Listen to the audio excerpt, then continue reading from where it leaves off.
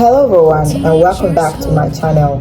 My name is Keziah, the priceless teacher, and what I do is help you with sounds and pronunciation. Do you know the rule behind the CK and K sound? Well, zoom closer. You zoom closer and let me take you to the rule. Yes, rule number 1. Whenever you have a one-syllable word with a short sound, you use your CK, giving the sound. And whenever you use your one-syllable word with a long sound, you use your K, giving the sound. Here are some examples to the rule. Letter K, ba, R sound.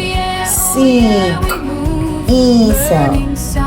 Weak, E sound. Now we have CK, lick, A sound. Stock, O sound. Pack, S sound. Did you find the lesson educative and helpful?